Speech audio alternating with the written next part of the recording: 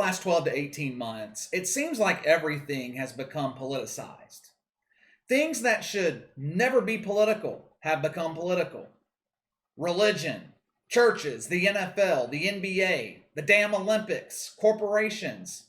Everywhere you turn, it's all about politics. Politics are a disease. I don't care which side of the aisle that you're on.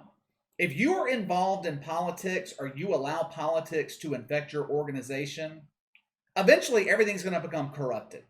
Something as simple as the COVID vaccine, which was sold to us as the way out of the pandemic, the COVID vaccine has become all about politics.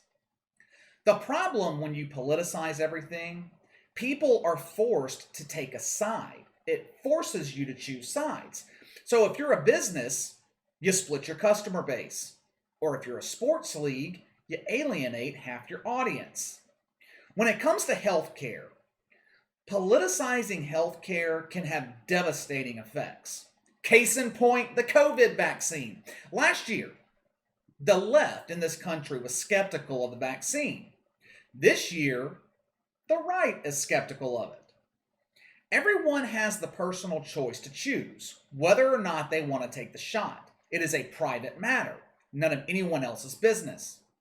No one should feel like they are being forced to take it. We live in a capitalist society. Capitalism has many benefits, but one of the potential drawbacks is companies pretty much have free rein to essentially do whatever the hell they want to do. Now that's supposed to be within reason, but within reason is subject to interpretation. News was released yesterday that I found kind of disturbing. Rarely do I agree with anything Anthony Fauci says. I don't call him Dr. Anthony Fauci. But what he said yesterday, I happen to agree with. He said the NFL is sending a strong message with their updated COVID protocols. One of the rare times that Anthony Fauci was actually telling the truth. Look, I'm not anti-vaccine. Now, me personally, I don't want it. I don't want to take the vaccine. But I'm not as susceptible to the virus. Number one, I've already had it, so I have the antibodies. I don't have any debilitating medical conditions. I'm healthy. If I catch the COVID again, more than likely, I'm going to be okay, just like I was last time. Now, if someone does have other medical conditions, they should probably get vaccinated. If you have children, maybe you should get vaccinated. If you're older, you should definitely get vaccinated. It should be your choice, though. Like I said, people shouldn't feel forced to get the vaccine. The NFL's new COVID policy, it is as close as you can get to mandating the vaccine as you can get. I have never seen anything like this before. I mean, this is scary. Let me tell you why I say that. The government here in America, they can't force you to take the shot. There are a lot of politicians that wish they could mandate the vaccine. They can't do it. We're protected by a little document called the Constitution. But just like with anything else, there are ways around that. There's more than one way to skin a cat. The government can't force you, but private companies can.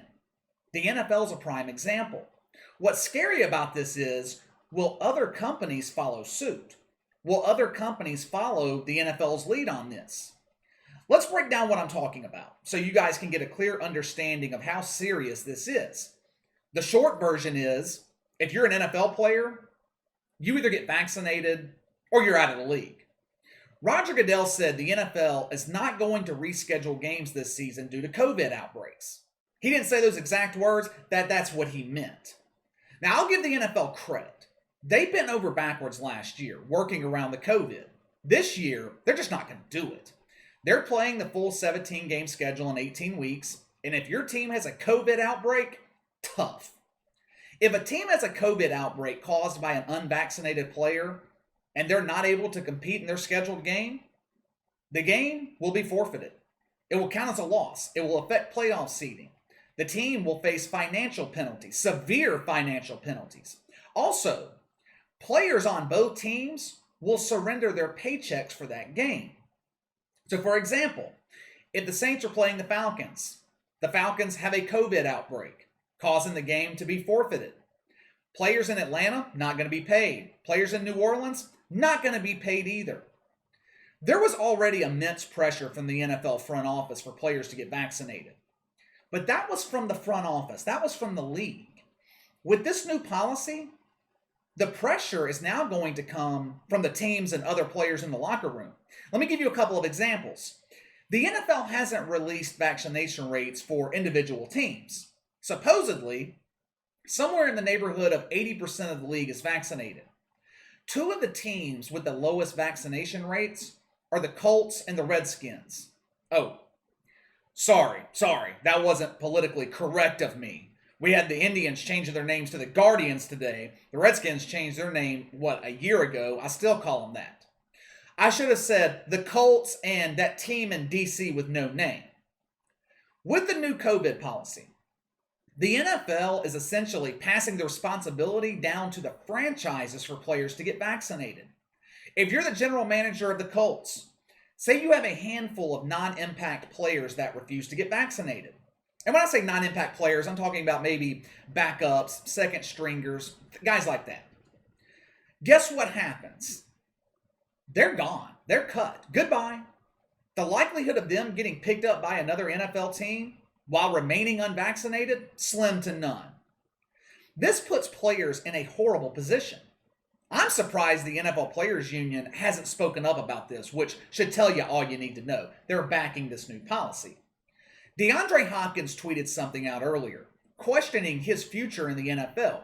He said something to the effect of, being put in a position to get a shot he doesn't want will hurt his team's chances to win. So he's questioning whether or not he even wants to continue to play football anymore.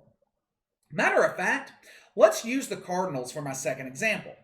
Imagine that DeAndre Hopkins is the only player on the roster that is not vaccinated. He remains unvaccinated. He will essentially be ostracized from the team due to the NFL's COVID protocols alone.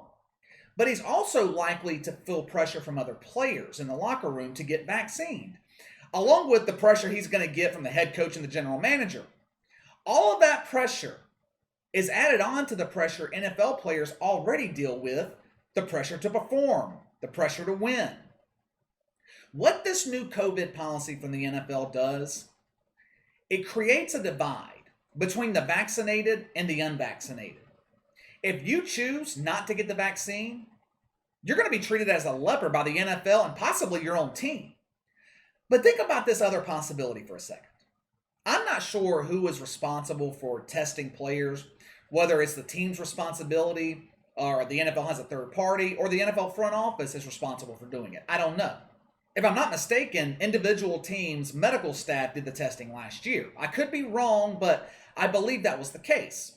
For this particular scenario, that is what we're going to go with. Individual teams test their own players. Imagine for a second that it's late December. The Chargers fighting for their playoff lives. 2 games left in the season. Chargers are 1 game out of the final wild card spot. A vaccinated Justin Herbert tests positive for the COVID 3 days before the game. What incentivizes the Chargers to report this positive test? Let's say Justin Herbert was unvaccinated. What incentivizes them then to report it? They're going to be financially penalized. Let's say Justin Herbert has no symptoms. He's 100% healthy, besides the fact that he has the COVID, but he's not sick. If you're the Chargers, what do? Report the positive test? Ruin your playoff chances? Possibly forfeit the game? Or pretend it never happened? I think we all know the likely outcome. NFL teams are always looking for shortcuts to win. Just look at Bill Belichick. This is the most competitive league we have in this country. Now, the mainstream media, they're going to praise the NFL for enforcing this mandate because that's what it is, a mandate. However, backing people into a corner, forcing people to do things that they don't want to do, rarely works. During the Vietnam War, the government forced young men to enter the military draft. They were making people join the military and go to war who didn't want to do it. How the hell did that work out? It worked so well that it hasn't happened since. Vietnam was a disaster. People found ways to avoid the draft by going to college, creating their own medical conditions. If there was a way to get eliminated from the draft, people found a way. Just ask Donald Trump, Bill Clinton, both draft dodgers. Plus, how is this new mandate going to affect NFL television ratings? Ratings are already expected to decline this season with the NFL doubling down on social justice by playing the Black National Anthem before every game, other SJW virtue signaling. Like I said earlier, the COVID vaccine has become a political issue. Will this new NFL policy turn off even more viewers than they've already turned off? Only time will tell. Up until this offseason, the NFL, for the most part, has tried to remain apolitical. That is all changing, and it's changing rapidly. We will see in about 6 weeks how much the decisions that the NFL made this summer are going to affect their television ratings. It's going to be interesting. All right, what do you guys think of the NFL's new COVID policy? Is this the right decision? Essentially mandating players to get vaccinated. Sound off in the comments below. Make sure to like and subscribe. Click the notification bell to receive all notifications from the channel. Best way to contact me is by email at btlkc84@gmail.com. KC_BTL84 on Twitter. I'll see you guys later.